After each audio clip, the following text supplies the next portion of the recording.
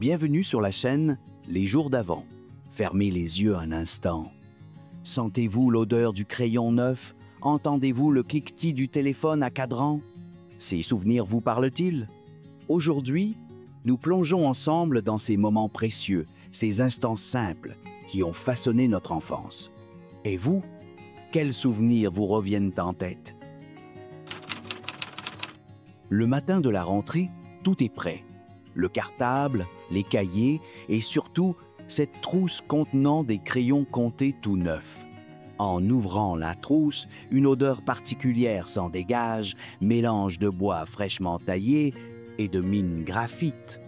Cette senteur, unique, évoque l'excitation d'une nouvelle année scolaire, les pages blanches à remplir, les leçons à apprendre. Chaque crayon, avec sa couleur vive et sa mine impeccable, est une promesse d'aventure intellectuelle. On les aligne soigneusement sur le bureau, on les taille avec précaution, veillant à ne pas casser la mine. Le premier trait sur le cahier est un moment solennel, presque magique. Aujourd'hui, les outils ont changé, mais cette sensation, ce mélange d'appréhension et d'enthousiasme reste gravée dans nos mémoires. Et vous, vous souvenez-vous de l'odeur de vos crayons neufs? Après l'école, rien de tel qu'un verre de sirop Taïser pour se rafraîchir. Versé dans un grand verre, le sirop, souvent à la grenadine ou à la menthe, se mélange à l'eau du robinet, créant une boisson sucrée et désaltérante. Ce rituel simple, partagé avec les frères et sœurs ou les amis, symbolise les petits plaisirs de l'enfance. Le bruit de l'eau qui coule, le tintement de la cuillère, le goût sucré sur la langue, tout cela compose un souvenir sensoriel inoubliable. Aujourd'hui, les boissons sont plus variées, mais ce mélange maison, préparé avec amour, reste inégalé. Et vous, quel était votre parfum préféré de sirop? Je viens d'un temps où un terrain de foot naissait en 5 minutes.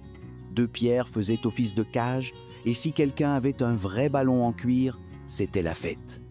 Le plus souvent, c'était un ballon en caoutchouc un peu dégonflé, avec des coutures à peine visibles.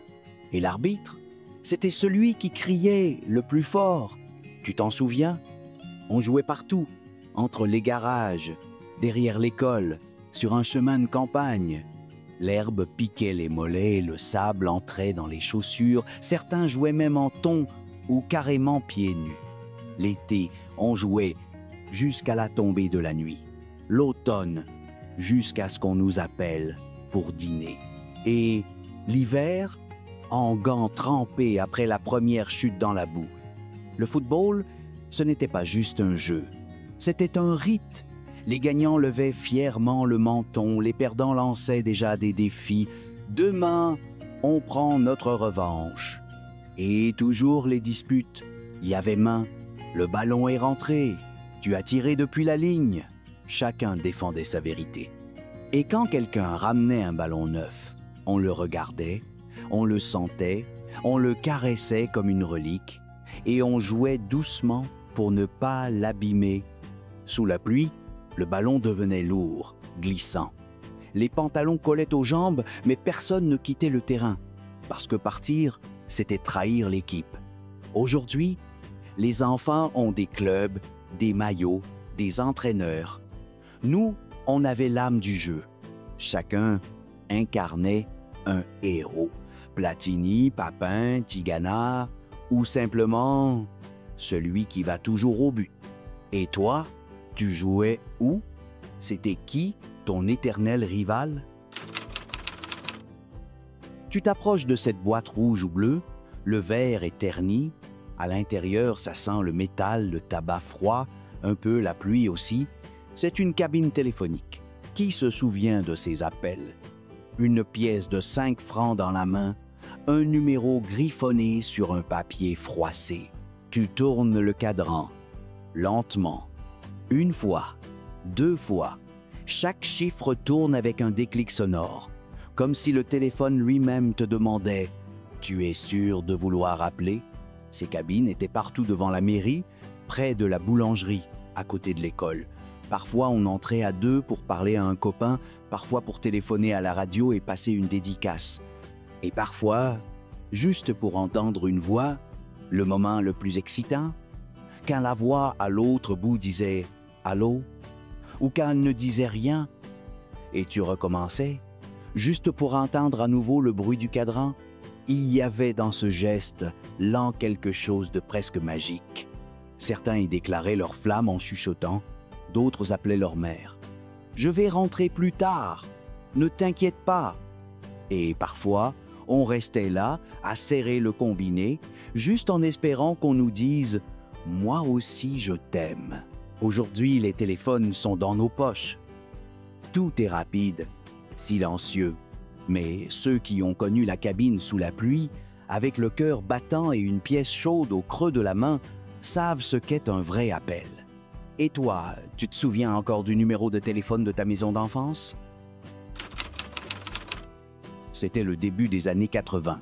Un jour, un élève sortit de sa poche un objet petit, brillant, mystérieux, un jeu électronique Casio. Avec ses boutons minuscules, son écran à cristaux liquides et ce bip-bip si excitant. Ce n'était pas un simple jouet. C'était une fenêtre vers le futur. Submarine Battle, Western Bar, Soccer. Tu te souviens? On se rassemblait autour, chacun espérant battre le record. Même les profs étaient intrigués, jusqu'à ce qu'ils commencent à les confisquer en plein cours. Celui qui possédait un Casio était roi de la récré. Ceux qui n'en avaient pas attendaient leur tour, le regard brillant d'envie. Il y avait aussi des Tommy, des Nintendo Game, Watch, mais Casio restait le Graal. On organisait de vrais tournois. Qui irait le plus loin sans perdre? Qui atteindrait le score ultime? Certains jouaient sous la table, d'autres à la cantine, cachés derrière une serviette. Et à la maison, sous la couette, jusqu'à ce que la pile meure dans un petit soupir électronique. Aujourd'hui, ces jeux semblent primitifs. Mais à l'époque, ils contenaient un monde. Des requins, des cow-boys, des buts à marquer. Et un rêve, celui de tenir l'aventure au creux de la main. Et toi, tu te souviens du premier jeu que tu as eu? Tu marches entre les étals en pierre, le soleil te chauffe la nuque, et tout autour des odeurs. Les olives dans des tonneaux, le pain chaud, les fruits éclatants, la poussière et, surtout, le fromage. Celui qui pique un peu le nez, mais fait saliver, même si tu ne l'aimes pas trop. Chaque dimanche matin, c'était un petit rituel. Maman avec son panier en osier, papa avec sa casquette, toi avec une pièce bien serrée dans la poche au cas où tu croiserais du nougat. Le marché chantait, cris des vendeurs, tintement des balances et surtout dégustation directe au couteau. Les fromages, camembert coulant, chèvre aux herbes, brie moelleux trônaient sur la paille ou le papier ciré. Le fromager te faisait un clin d'œil. Goûte, mais ne le dis pas à ta mère. Et tu te sentais grand, complice, important. Tu te rappelles des personnages du marché? Le vieux monsieur aux œufs qui faisait toujours des blagues, la dame au raisin parfait, le marchand de saucissons qui parlait avec l'accent du Sud. Le marché, c'était une scène vivante, un décor de film mais bien réel. Aujourd'hui, il y a les supermarchés, silencieux, climatisés, ordonnés, mais pas de 2 pour 5, pas de sac en papier qui graisse dans le fond, pas d'odeur de chèvre affinée. Le marché, c'était aussi un parfum de liberté. Et toi, tu te souviens du coin du marché où tu allais d'abord? Et l'odeur près de la charcuterie, elle t'est restée? Je viens de cette époque où aller chez le coiffeur, c'était tout un événement.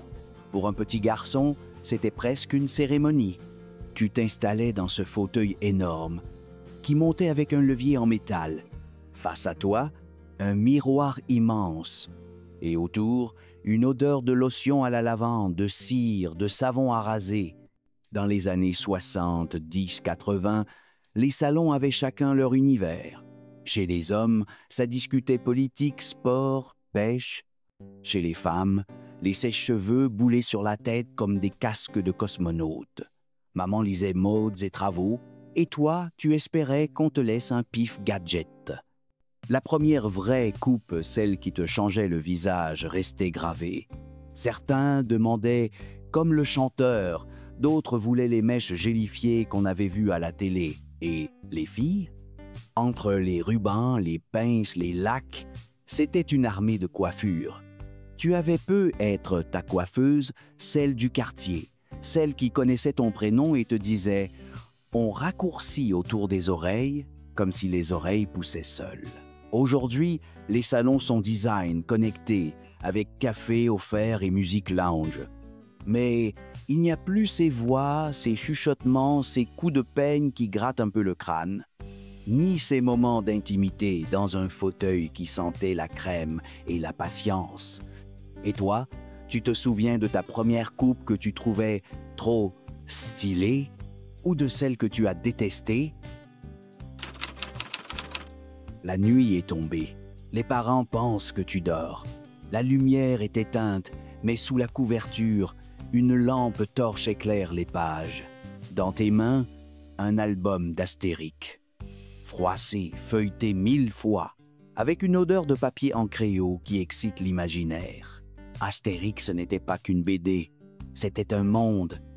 Un petit village irréductible qui défiait Rome comme toi tu défiais le sommeil. Tu avais un personnage préféré? Obélix? Idéfix? Panoramix?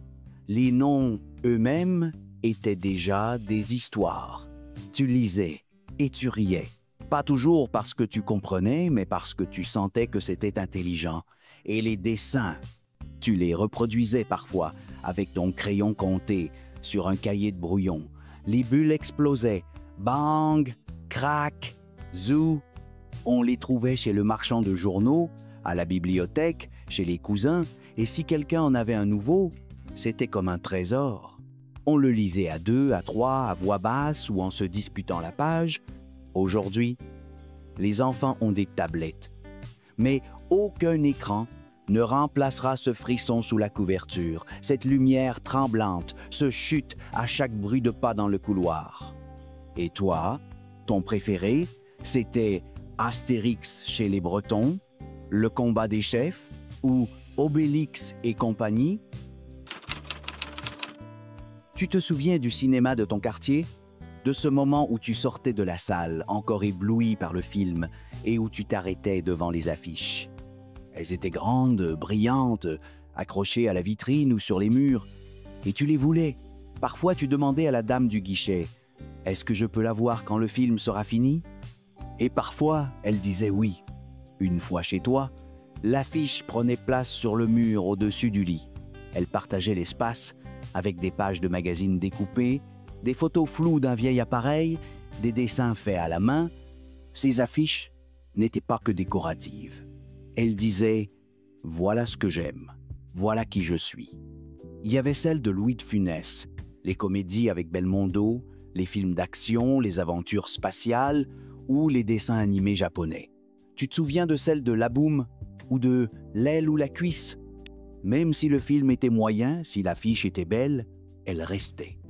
Parfois, tu en recevais une d'un copain. Parfois, tu la chippais discrètement. Et parfois, le plus souvent, tu la fabriquais toi-même. Tu recopiais les lettres du titre. Tu dessinais les personnages. Et même si ce n'était pas très ressemblant, tu y mettais ton cœur. Aujourd'hui, les murs sont plus vides ou remplis d'impressions toutes faites, mais cette fierté d'avoir ça déco faite de souvenirs de cinéma, ça ne s'oublie pas. Et toi, quelle affiche trônait au-dessus de ton lit? Tu l'as encore? Le sable est chaud sous tes pieds nus, le soleil te tape sur les épaules. Tu aides papa à planter ce grand parasol rayé, toujours en train de s'envoler avec le vent. Maman sort la crème solaire, celle qui sent fort, celle qui colle. Et toi, tu trimbales le seau, le ballon, la pelle en plastique. La mer, elle fait peur et elle attire. Tu t'approches, tu recules, elle est froide. Mais papa te prend la main, un pas, deux pas, et soudain, tu es dedans. L'eau te serre, te pousse. Autour, des cris d'enfants, des éclaboussures, des bouées oranges, des matelas gonflables.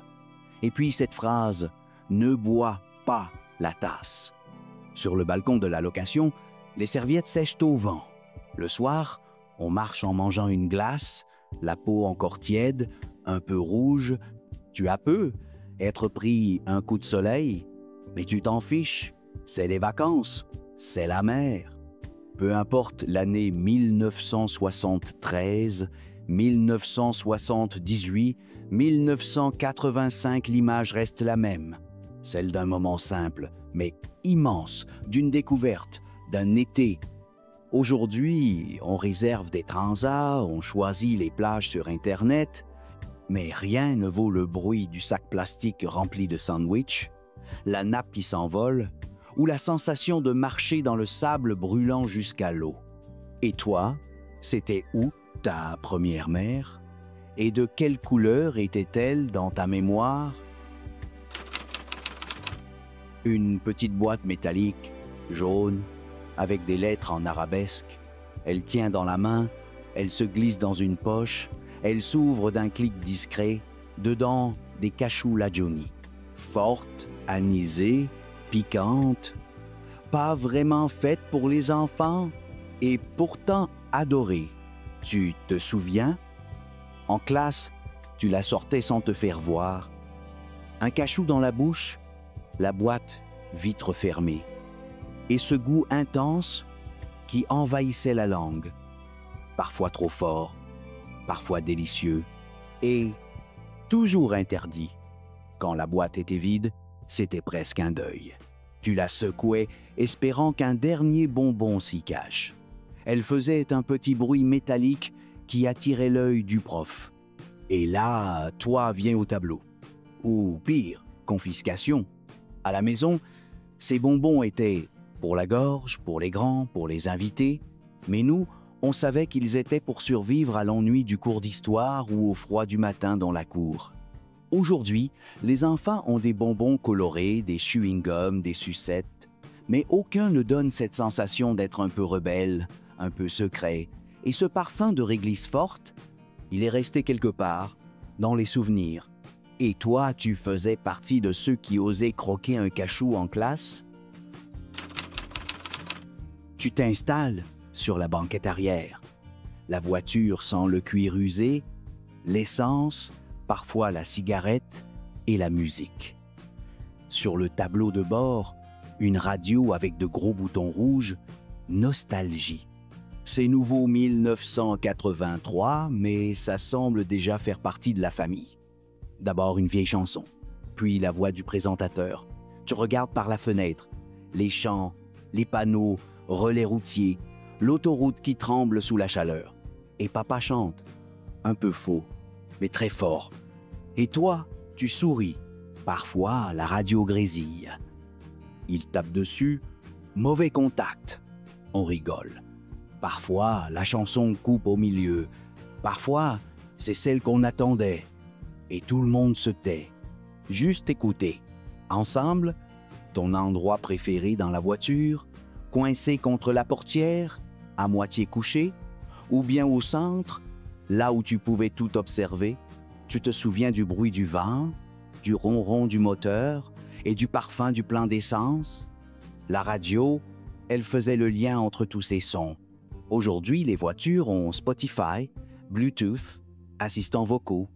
Mais cette surprise de tomber sur une chanson qu'on aimait, ce frisson d'entendre la ballade des gens heureux au bon moment, c'était autre chose. Et toi, quelle chanson de la radio est restée en toi? Tu ouvres la boîte. Dedans, des pièces, un plan et une odeur unique. Un mélange de plastique, de colle et d'atelier miniature. C'est une maquette et l'heure, et tu sais que tu vas y passer la soirée, peut être la nuit entière. Chaque modèle est un défi. Tu t'installes sous une lampe qui chauffe un peu trop, du journal sur la table pour ne pas salir. Tu prends une pince, une lime, tu souffles sur la poussière. Tu respires fort, tu te concentres.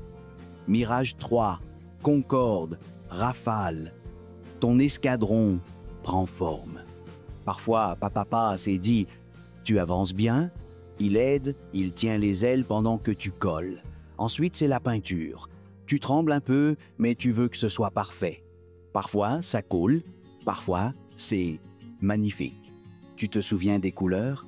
Numéro 33 pour le gris, numéro 86 pour le métal. Quand il en manquait, il fallait aller dans ce magasin à 40 km, le seul où ils ont tout. Et quand tu rentrais avec le bon pot, c'était comme un trésor. Une maquette tombée de l'étagère? Catastrophe. On essayait de recoller. C'était un crash au hangar. Mais c'était aussi la vie. Aujourd'hui, on imprime en 3D. Mais on ne sent plus la colle sur les doigts. On ne rate plus la pièce qu'on avait peinte avec soin. Ces maquettes, c'était des aventures. Et toi, quelle était ta plus belle maquette? L'asphalte est chaud, rugueux, plein de cailloux. Au pied des patins, pas ceux d'aujourd'hui, non, ceux en métal, qu'on attachait au basket avec des sangles en cuir. Et ça faisait clac-clac à chaque pas. Tu te rappelles? Tu roules, ça vibre, ça fait du bruit. Tu te prends les pieds, tu tombes, tu saignes, tu cries et tu recommences. Parce que glisser, c'est voler, c'est la liberté. Ces patins avaient une odeur. Le caoutchouc usé, un peu brûlé, l'huile d'éroulement et parfois le sang sur le mouchoir. Tu t'en fichais, tu repartais. En montée, tu forçais. En descente, tu priais. Il y avait les courageux qui descendaient la pente sans freiner, ceux qui sautaient le trottoir, ceux qui se freinaient avec le mur. Il y avait toujours un copain qui disait « Regarde ce que je sais faire » et tombait dans le buisson. Aujourd'hui, les enfants ont des rollers stylés avec casque, genouillère, protection. Nous, on avait des genoux râpés et le goût du vent.